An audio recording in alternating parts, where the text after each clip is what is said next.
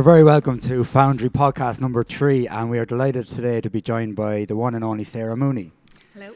Sarah Mooney is one of Dublin's most prominent and consistent female DJs since 2014. Starting out, she focused mainly on house and tech house genres to suit her gigs. She's played in multiple venues across Dublin, such as the Twisted Pepper, Button Factory, and for numerous promotion companies. We're delighted to be joined here by Sarah today. Thank you for having me. So obviously, as Dano said there, that you're from Dublin. The reason why I was tittering during that is because we had a few attempts at that intro. We did. We had one or two, all right, yeah. But as he was saying there, obviously you started out in Dublin, and as we found out recently today, that you actually live in Carlow now. Yeah. So how do you find the difference between like gigging in Dublin and Dublin nightclubs to rural nightclubs like the Foundry or wherever else you may have played around rural towns, and like just the difference in a Dublin nightlife and like a Carlow nightlife? Yeah. Well, you see, like I still play like in Dublin and stuff, and kind of all around Ireland. Do you know what I mean? I'm not kind of like stuck to Carlow now. But I do think the nightlife is like getting so much better all around Ireland. Do you know what I mean? It's really like picking up. Yeah. Oh, you thought you were going to say something? No, I was going to say something there. No, what was it? I don't know. I do think though, like down in like rural like places like the nightclubs and stuff, I think the club goers are a lot more like headbangers. They're just mad. Yeah. Like Down in Dingle. They're all just like they're really up for it. Do you know what I mean? Yeah. I think Dublin is a lot more. I think older people kind of go out clubbing in Dublin, and they're a lot more kind of relaxed. Like I don't know, maybe they're You have just a much bigger choice in Dublin. Like Yeah. when I was in college in Dublin, you could be choosing between 10 nightclubs and where to go on your first night out. Whereas, like, Carlow doesn't have that choice, and a lot of places don't have that choice. But at least in Carlow, we have the Foundry to go to. Yeah. But like with Dublin clubs and stuff like that, there's kind of like a club or an area for each genre nearly, isn't there? Like, but with rural stuff, it's kind of like you nearly have to play for everyone, like, because there's not that choice. Like, I've noticed though as well, like when I first started going clubbing when I was like 17, 18, like 18. you'd always 18, you'd always know like when an international DJ was coming, and you'd actually probably buy your tickets like a month in advance. But I think like if you look at the nightlife scene now in Dublin, there could be like 6 international DJs playing in one night. Like someone big honestly, playing do you know all what the I mean? time. Yeah, so I think The first ticket I bought was to see Shaky in Bunclody in Wexford. Do you remember Shaky? Shaky, You had an yeah. Irish party. yeah. And the difference now, like, of the selection, like if you went on to Eventbrite, obviously pre-virus and everything, did you have some selection like throughout the country? It'd be unbelievable.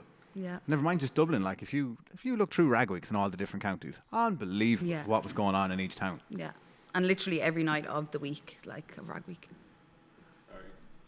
It's okay. We can get you in the podcast tubes, Yeah. Snoop. It's okay. So that was our sound engineer Snoop, and I'm sure you noticed last week how much better our sound was than the week before. To be That fair. was all thanks to Snoop. Yeah. And you can get him on Instagram at Snoop Ireland. He's still laughing on the camera. So kind of how we started all these podcasts now is basically finding out how your career began. Yeah. So for you, growing up, was it always DJing that you wanted to do, or how did you end up into it? How did it start? So growing up, I grew up with 3 older brothers.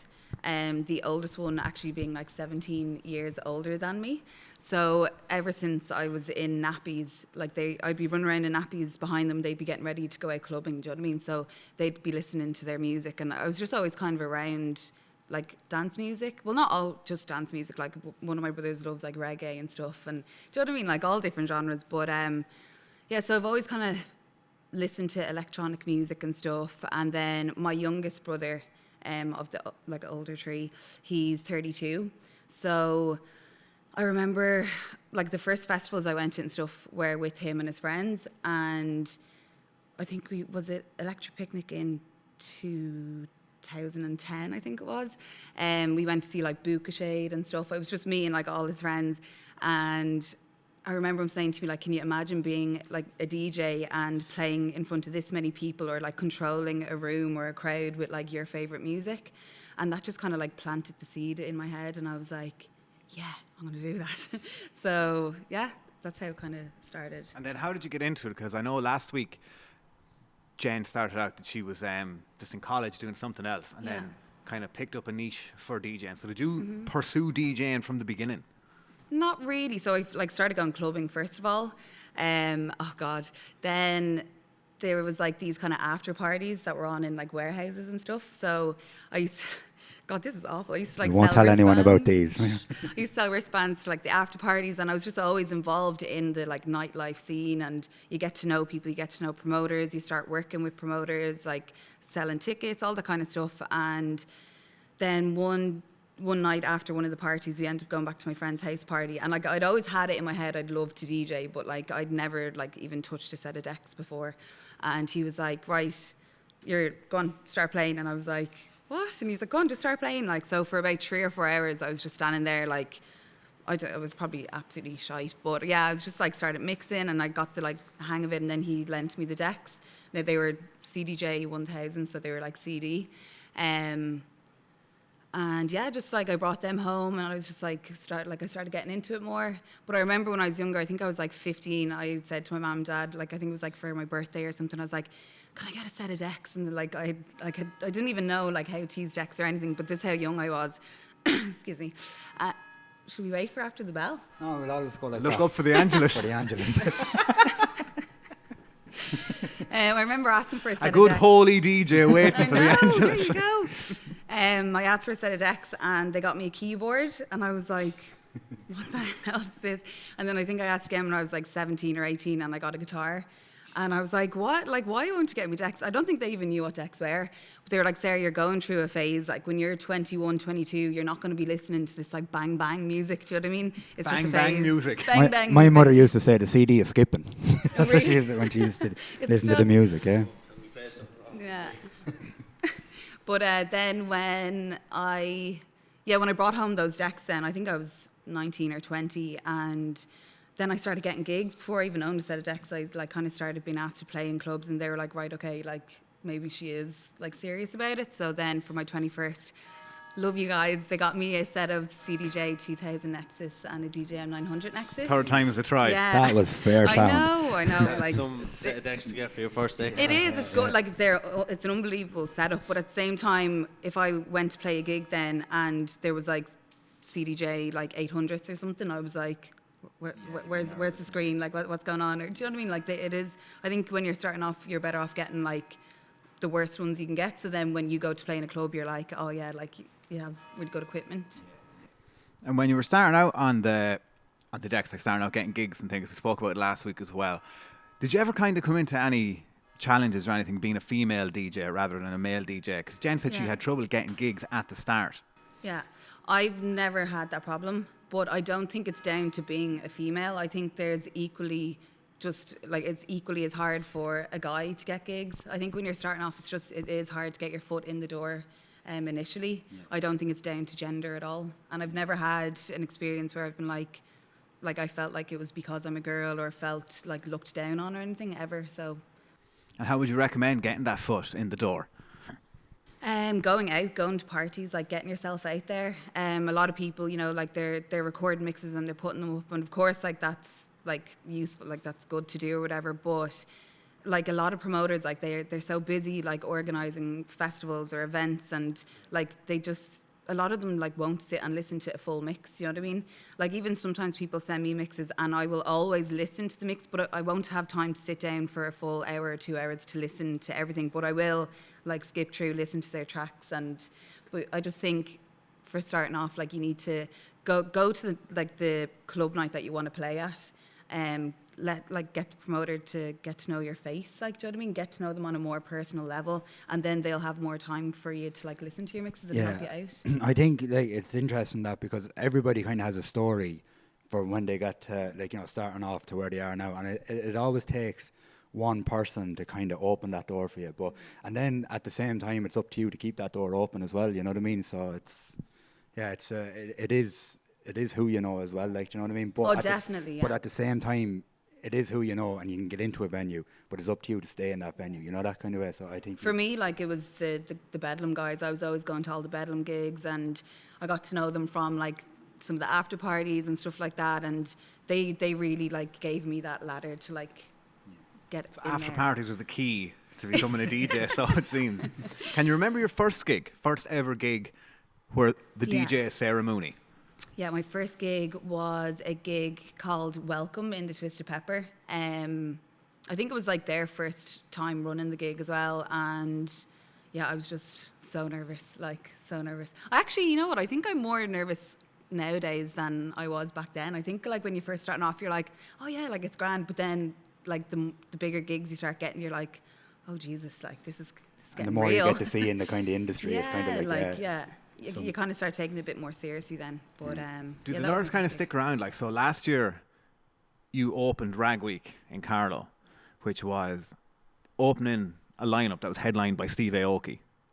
Which is, so your name is on the same poster as Steve Yeah, Aoki. So was there any nerves, especially, was that the first time you ever played here? gig.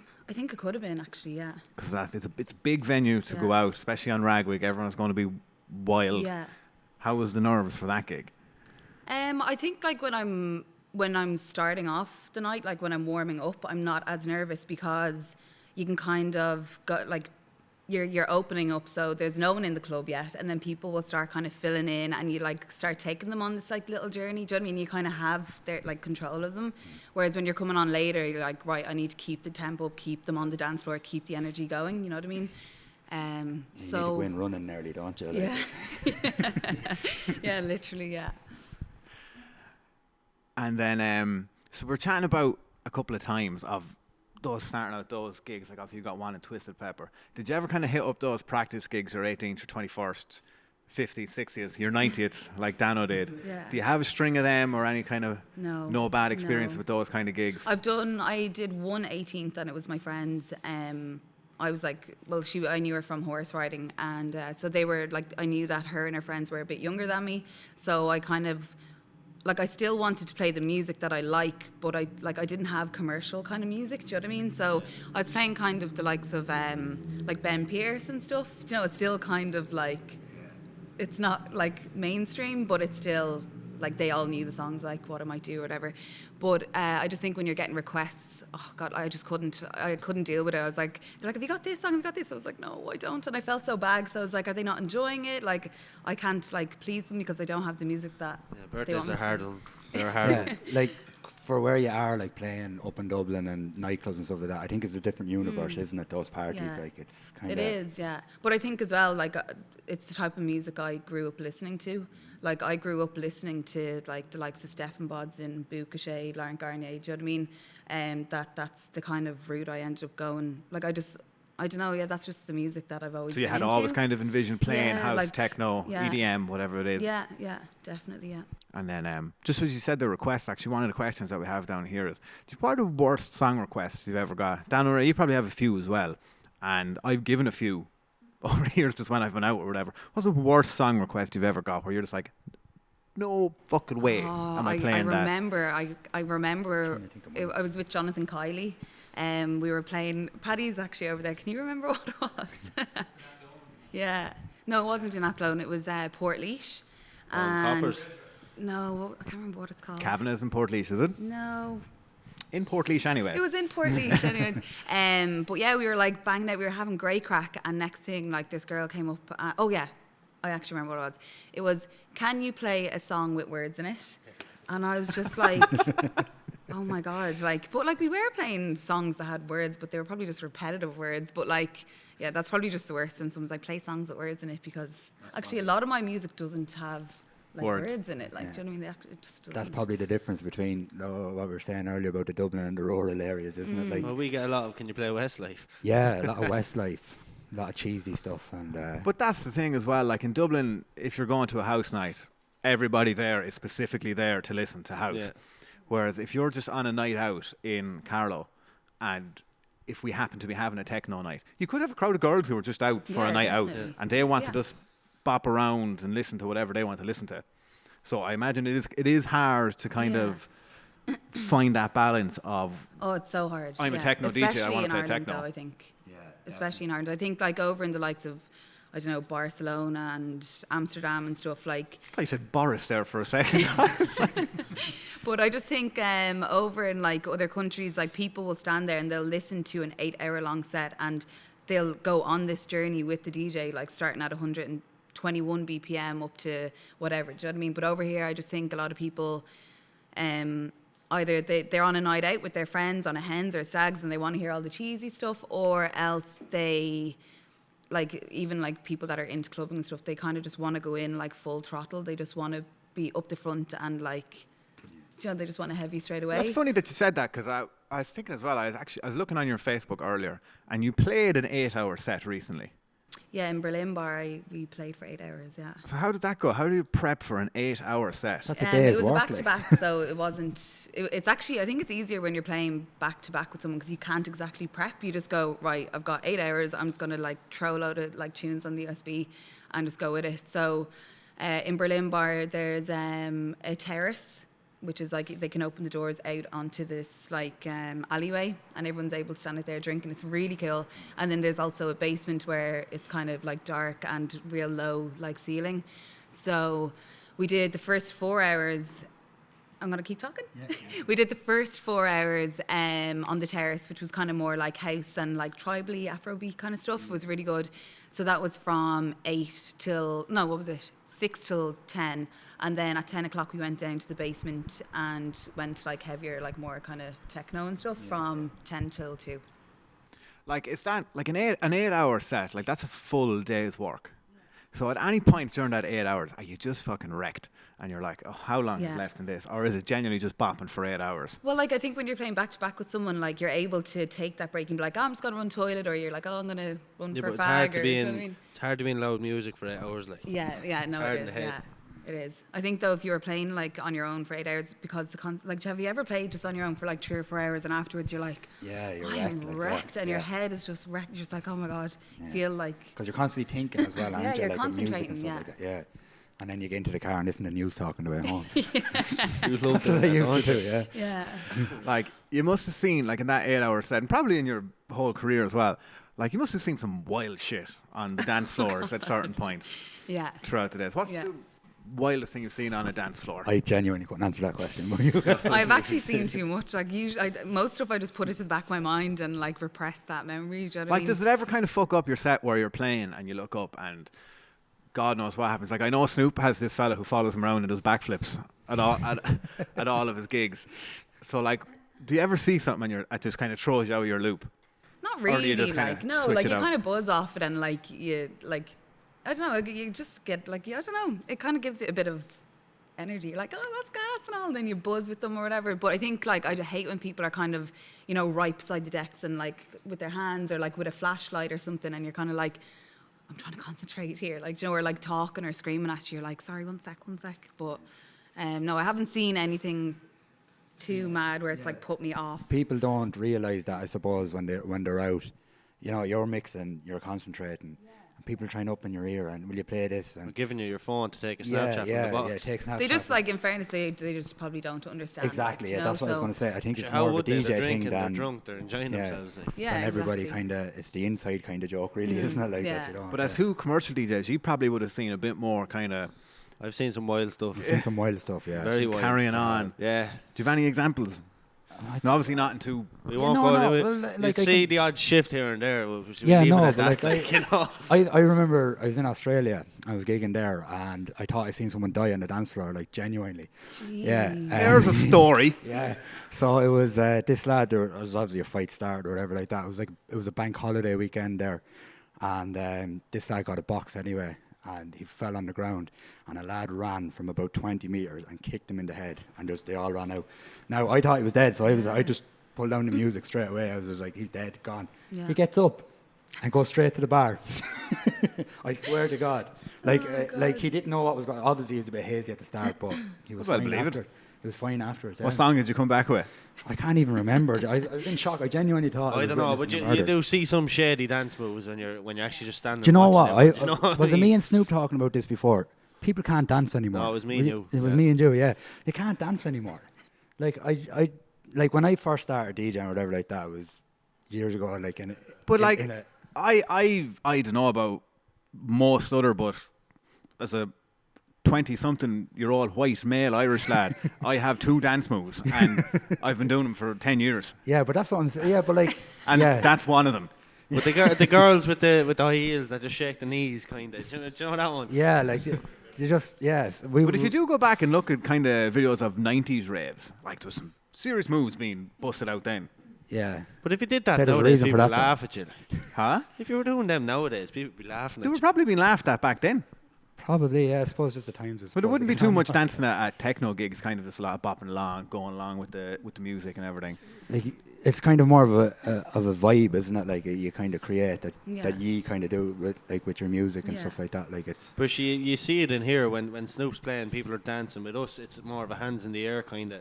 yeah. Thing, There's you know. different genres obviously bring out the different Yeah, dance moves, definitely, but yeah. There's one. Anybody out there who has any videos of people doing some good dance moves in the Foundry, please send them in, and we'll give you a shout out on the Instagram, as long as it's a good dance move, because Dano reckons people can't dance anymore. nope.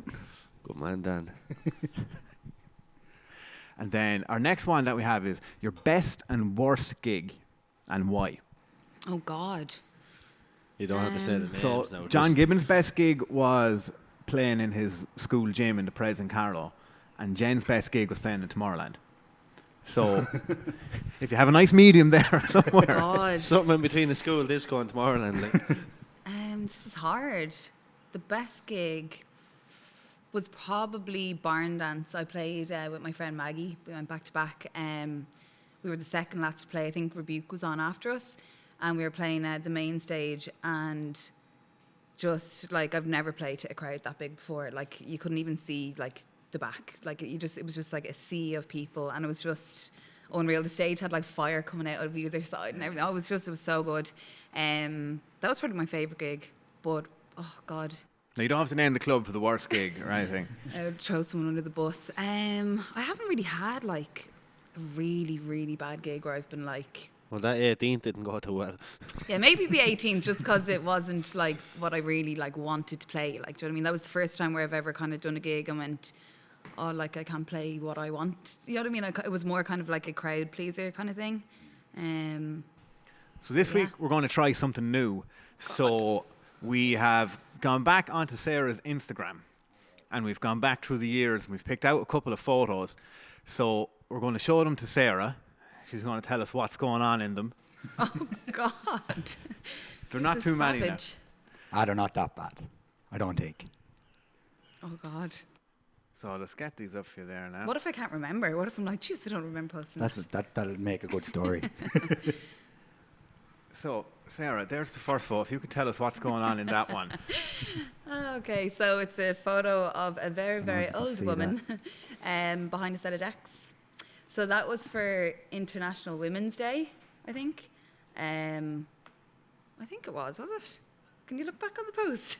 No. I didn't actually take the text out of it. No, I I just think it was took for the International images. Women's Day. Me and a gang of the girls were all going live on Fever FM or Fever Radio. Do you know Fever Radio? yeah. Yeah, so we were all going on that, like just doing it. I think it was like a 12-hour rally of like all of us just playing like sets or whatever.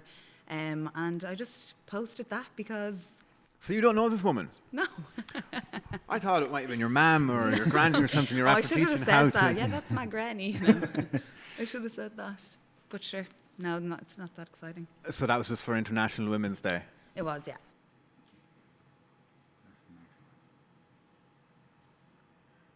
You can tell us what's going on in this one here. I think the caption was siblings love or something like that. Yeah, so that's me and my brother playing back to back in, I think it was the Button Factory. Yeah, so like he's the one that actually said to me, can you imagine being a DJ and playing in front of this many people? And like he planted a little seed in my brain.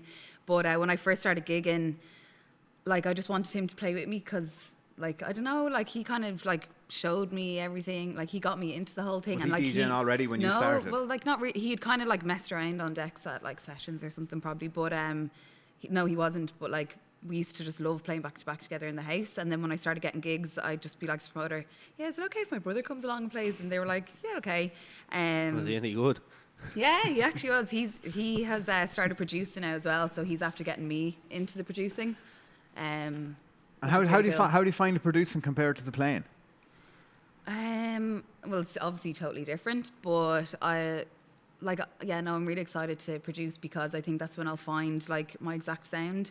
I think over the last while I was doing like student gigs, and then I was playing so many different types of gigs that like I kind of got lost. I was like, am I playing techno? Am I playing like melodic? Am I playing like Afro house? Do you know what I mean? So I think this will like help me find my sound, but I'm really enjoying it. And then, so here's our next photo that we have. So, Horses. Oh, yeah, that's me and my horse, Bruce. Bruce. Yeah, Bruce. Bruce He lives Mooney. in Castledermot there. Yeah. Just down the road. Yeah. So he's your horse. And I seen on just when I was doing the big creep to get these photos back, there was you're obviously a big animal lover. Yeah, like animal freak, like. Because I was between picking. Can actually hear a horse Speaking of- Yeah, outside. right, is that Bruce, is it? Bruce is coming. You heard me talking about Bruce it. is on the way. So that's shocking. So I was between that photo of the horse, and then you also had a photo of a cow, like a selfie of a cow. Did I? Oh, yeah. Well, I was in college in Tipperary in Burr. Or is that Offaly? Well, we used to say it was in Tip, but I think There is Burr Tipperary is people Burr is going not the Is it? mad. It's Offaly, isn't Yeah. it? Yeah, Yeah. awfully, yeah. Because we used to say Tipperary, but it actually is Offaly.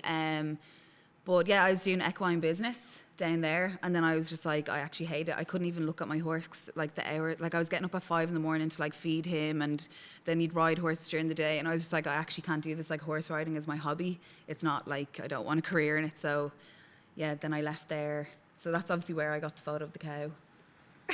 You got sick of On the horses, farm. so Sick of you were horses. saying. No, there was cows like on like in the college and stuff because it was like farmers as well. It was like agriculture. Oh and yeah. stuff. Because also I But- seen you had you've loads of pictures of a lovely little dog. Yeah, I have two little puggliers, Phoebe and Pip, and then my brother has a French bulldog called Ollie. So they're like my 3 little babbies as well. They're all very Crying. standard names for animals, like Phoebe. Bruce, Ollie, and Phoebe, And Pip. And and Pip. Pip. Yeah, but Bruce and Ollie and Phoebe would be human names. Like. You're dead. You're Well, obviously. like. Well done, Ray. Ray with a wonderful insight. Oh, make me look like a fool. We'll cut that, Ray, don't worry. And then here is another one. Oh yeah, so this is me and my friend Owen. He actually lives in Australia now. But yeah, we used to play back to back all the time, and like we started a night called PLT, and yeah, we used to run like kind of more so charity events. And yeah, it's one of my best friends. And if he's watching this, I miss you, Owen. So how did that kind of start out getting into that, the night organising to get PLT off the ground? Yeah, so obviously, like I did event management as well. I've actually done so many courses. I did like equine business, hated that. Then I was working in the bank, and then I was like, no, I want to go back to college. Then I did event management. So I was doing event management, and that's when I kind of started DJing as well. And I was like going out clubbing a lot. And yeah, I was just like, let's just start running like our own night, do you know what I mean? And just see what happens. But we more so just did it like for charity events, do you know what I mean? Like they were still like techno nights or whatever, but it was to raise money for a Just, charity. you were saying there that you were doing equine business and then you're doing events management. So Oh, I have it. can you explain this photo to me? Which one is that? This is my most recent course. I have a degree in creative digital media. So that's what I kind of work as. I don't just DJ. I do digital marketing and graphic design and stuff. So, yeah. So how was kind of the transition along? So obviously there are kind of big career jumps to go from equine business into DJing somewhere along the way into event management to finally settle on creative digital design. Yeah, so when I was doing the events, I was like, I loved it, but I was like, I felt like I needed more creativity. Do you know what I mean? And I've always loved, like, obviously, like, do you remember you used to use like Paint on like Microsoft Paint, like back in the day on the PC and stuff? And I always like I wanted to get more into sound design, and I liked like photography and video and stuff. So my mum showed me that course. She was like, I think you'd be really good at this, and I was like, right, yeah. So I just went for it. But it's really good. Like my final year project was, it was basically an immersive mixed media audio visual installation, but it was like on mental health and club culture. So like I'm kind of trying to find ways to bring my like obviously I do graphic design for gigs and stuff, and then like I'd love to start doing like, imagine like being able to play live, but also at the same time designing the visuals, like have it as a full show or something. Oh, nice. Yeah, like playing, like doing live. Like I'd love to, like, you can do it on Ableton, like you can do all like visuals and stuff. So I'd love to like maybe go down that route. I'll probably be like 65 by the time I get to that stage, but like, yeah. Yeah, no, I'm in digital marketing myself, and I'm just thinking about that. That'd be deadly. Yeah. Great, Yeah. next project. Yeah, just thinking about there's an idea. Team Like up there. loads of walls downstairs with design on them and everything. Yeah. Greg and Sarah back to back on the visuals. And then, so Ray told me earlier, we were chatting about what questions to ask, and this is nothing to do with being a DJ, but we heard you drive a Civic. Yeah. I've always been into cars. Like, it's probably because I've got 3 older brothers. Like they are car mad. Like total kind of petrol heads. Yeah, well, not like, you Well, know, they don't racers, just go no. cruising around Yeah. for the crack, like, but they've always Not wearing a been- pro drift jumper kind of outside Well, I the think garage one of at them 2 in used the to. morning. And He'd they probably loud kill me if I exhaust. said that, No, but- one of them cars. Yeah, like my brother used to have like a Civic. It was like a Type R, and like I'm pretty sure he actually had like some car club jumper. He'll probably kill me for saying this. Sorry, Daryl, something like that. But yeah, like I've always been into cars. I used to always go to Mondello and stuff. Oh yeah. Yeah, like I used to be. Do you mad have into the cars. what's the oak in your car? This is going to sound fucking stupid. Do you know the oak that goes like dump valve. Yeah. Thanks, because I didn't want to do the noise. I think that's only diesel. My car is Yeah, petrol. dump valve's only in diesel. You can get something in for the petrol. I don't know. It does the whoo noise. But there's probably something else you could go into there to mix in cars with. You can With mix animals in cars, and- animals, digital design, and DJing. Yeah. Make a song out of horse noises and car noises. There you go. We had the horses going by a minute ago. So what I wanted to say as well, because last week Jen spoke about how she mixed in milkshakes and to make one of her first risky songs, and people actually sent in some mix that they did of that. Mm-hmm. So what we'll do this week is, if you have any song that Okay. you think people should mix together and send in, and we'll pick the best mix and we'll put Ooh. it up on our Instagram Okay. and on our Facebook as well. Do I have to pick 2 songs? You or can just pick one? whatever you want that you want somebody to do a remix. Two and that send you it in. choose, like on the night that you would mix, what goes well in your head. Like. Personally, I've been waiting for somebody to remix the Tiger King Yeah. song. Yeah, from you, your you man. sent that to us last. That'd actually be class with the animals, wouldn't it? Oh, this is hard. It's like Can it can be a we cheesy. cut there for a second, then, just so I can have a think about it? Yeah, it can be a cheesy song or whatever you like. That is tough. Your one, man that isn't sent it? in I the wouldn't know. milkshake Is, song yeah. was low key banger. Milkshake is in Khalees. Yeah, Yeah. like all the boys There's of a the remix yard. of that, yeah. Yeah. Paddy, any thoughts? Fuck your Honda Civic, I have a horse outside. Oh my God. You drive a Perfect. Honda Civic and you have a horse. Yeah. There you go. Perfect. That's it, yeah. So if Anybody anybody, name with Richie I Kavanagh. also love Blind Boy as well. Yeah. Like, Do you? yeah, Yeah, like the podcast are oh my deadly, God, yeah. I'm obsessed if with anybody, them, so- anybody who remixes "Horse Outside" and sends it in, will feature you on our Instagrams and Facebook pages. Courtesy of Sarah Mooney. First remix, "A Horse Outside." with a Come in. nice melodic tune for the Yeah, crack, make yeah. it a bit harder there. Put in a bit of equine business into the song if you can fit it in. So then, just to finish up as well, what's next for Sarah Mooney? Obviously, post-virus, we're all on a pause at the minute. What's next for Sarah Mooney after this sets out? Yeah. Well, I'm in the middle of Another degree? producing. Oh God, no more degrees. Maybe in like 15 years. I'm in the middle of producing, so like hopefully like might have a little EP or something done in the next few months. Well, actually no, could take me a while. Like I'm still only like getting to grips with it, but we also did our first ever live stream on Instagram there on Saturday. Was it Friday or Saturday? And it was like, it was great crack. But I'd love to get better at maybe doing some live streams. Heard Paddy played an absolute storm Paddy there made the his weekend. debut. Made his debut. Fair play to you, Paddy. Yeah. It's hard to know because like you just don't really like we just don't know when we're going to come out of this or like what's. I think it will be good for the clubbing scene. I think everything is just going to like Explode. explode. Yeah, we after were this. saying over the last few weeks, I think people will appreciate the club scene again, and just because like, not that it was stale or anything like that, but people were always negative about something about the club Something. scene. Everything wasn't good enough. Yeah, yeah. So I think now when it's gone, I think people will appreciate it a bit more, and hopefully be back banging soon. You know. So anyway, we'll finish up there. So Dan O'Reilly, the one you want to take us home. Ray, we're going to take her home. Go on. Should we give it a go? What am I saying? So thanks very much for Sarah to coming down. Anybody who's listening, don't forget to subscribe to our Foundry Podcast YouTube channel. It helps us out an awful lot, and we're only trying to do it to create a bit of entertainment and keep everybody having a laugh during these bad times. So thanks very much to Sarah. Thank you for having me. Thanks, Sarah. We'll see everyone next week. Podcast number 4. Just before we go, do you want to plug your Instagrams or anything like that, or? Yeah, well, my Instagram is Sarah Mooney, just Sarah Mooney, and then the second O is a 0, like the number 0. That's it. And then again, thanks very much to our sound engineer Snoop. You can get him on Snoop Ireland _ I believe. Snoop _ Ireland, I think, isn't it? Something DJ like Ray that. Hickey. The one and only. We are on Instagram at Foundry Carlo and at Student Foundry. And we will chat to you next week. Bye, Felicia.